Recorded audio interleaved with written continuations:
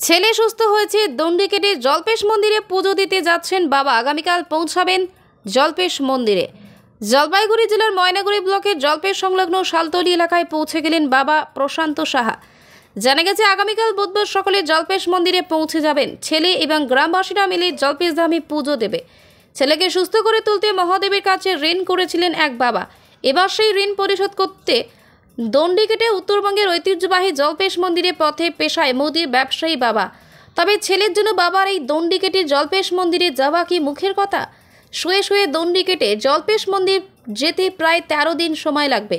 রোদ বৃষ্টি থেকে নিস্তার পেতে দিনের বেলাকে এড়িয়ে যাচ্ছেন প্রশান্ত। সূর্যের আলো নিভতেই বেরিয়ে পড়ছেন তিনি, সঙ্গে তার স্ত্রী, আত্মীয়, এলাকাবাসীরা একটি ম্যাট হাতে এগিয়ে যাচ্ছেন।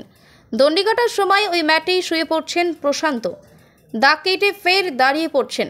তবে সমস্ত কিছুই নিয়ম নিষ্ঠার মেনেই বাইরের খাবার না খেয়ে বাড়ি থেকে খাবার তৈরি করে তাকে পৌঁছে দিয়ে যাচ্ছেন বাড়ির লোকেরা। এভাবেই গত 12 দিন আগে ফালাকাটার বাড়ি থেকে বের হয়েছেন তিনি। তবে এমনি নয়, ছেলে সুস্থ হয়ে উঠলে দণ্ডি কেটে দীর্ঘপথ পাড়ি দেবেন বাবা জল্পেশের কাছে, এমনই মানত করেছিলেন প্রশান্ত সাহা। ফালাকাটা থানার সাতপুকুরিয়ার বাসিন্দা, পেশায় মুদিখানার মালিক প্রশান্ত। ছেলে সুস্থ হয়ে উঠেছে, তাই এখন দণ্ডি কেটে মহাদেবের কাছে জল্পেশ মন্দিরে পুজো দিতে যাচ্ছেন প্রশান্ত। আমরা আলিপুর ডিস্ট্রিক্টের ফালাকাটার 5 মাইল সাতপুকুরিয়া থেকে। আচ্ছা, কতদিন থেকে এই দণ্ডি কেটে আসতেছেন? আজকে 12 দিন। 12 দিন।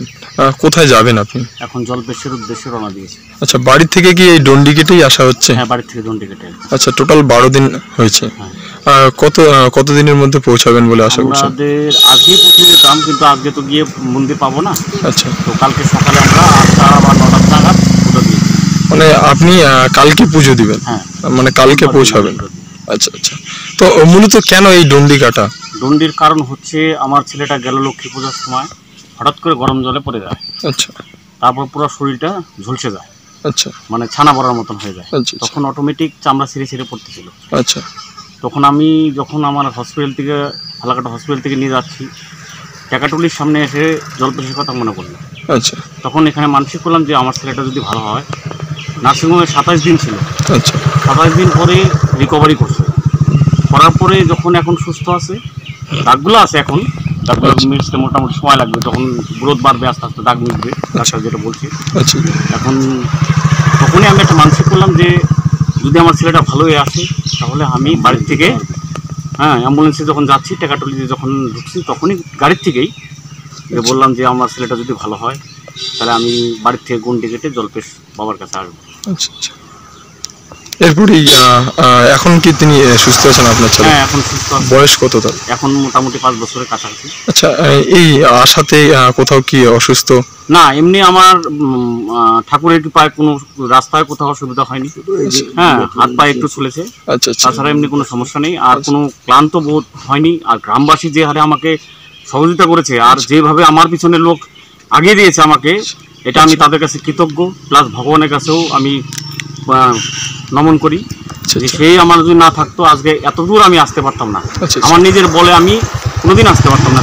আচ্ছা, আচ্ছা, আপনাদের গ্রামবাসীরা আপনাকে সহযোগিতা করছে, কালকেও আসবে। আমি মন্দিরে ঢোকার আগে তাদের জন্য আমি একটা দিন অপেক্ষা করছি, যে তারা এসে তারা আমাকে নিয়ে মন্দিরে প্রবেশ করাবে। মানে আপনাদের গ্রামবাসীরা মিলে একই সঙ্গে পুজো দিবেন? হ্যাঁ, একই সঙ্গে পুজো দিবেন। আচ্ছা, আচ্ছা।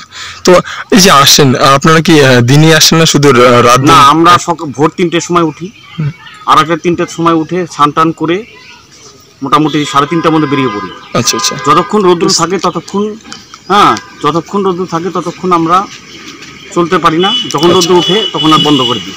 আবার বিকাল 4টা-5টার থেকে আবার শুরু করি, রাত্রি 8টা, 9টা, 10টা অবধি। আচ্ছা,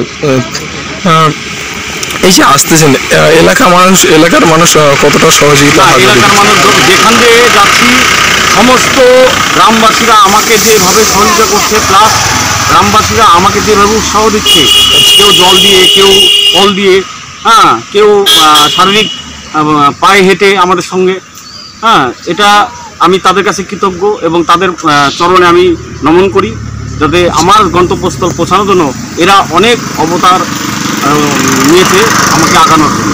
আপনি পেশায় একজন? আমি বাবার সাথেই ব্যবসা করি, বিজনেস। আচ্ছা, আচ্ছা।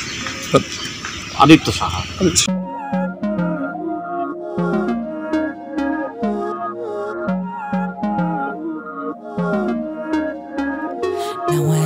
mágico, aquilo que sinto quando eu te vi nesse dia cair. Era óbvio, olhando agora, tiveste sempre em frente de mim. E até que enfim, quem diria que o mundo ia estar aos meus pés? Encontrei em mim essa magia que cada deseja. Será que o vento te fez chegar aqui? Não sei. কি ভাবছেন family নিয়ে কোথায় রসনা তৃপ্তি করবেন? আর চিন্তা নেই, রসনা তৃপ্তির সেরা ঠিকানা হোটেল ইউ2, যেখানে রয়েছে ফ্যামিলি রুফটপ রেস্টুরেন্ট, সঙ্গে থাকছে মাল্টি কুইজিন রেস্টুরেন্ট। পুল পার্টির সুবন্দোবস্ত রয়েছে ইউ2তে। এছাড়াও যে কোনো সামাজিক অনুষ্ঠান যেমন বিবাহ, জন্মদিন এবং অন্যান্য অনুষ্ঠান করারও সুবন্দোবস্ত রয়েছে। তাই আর দেরি না করে আজই চলে আসুন ইউ2তে।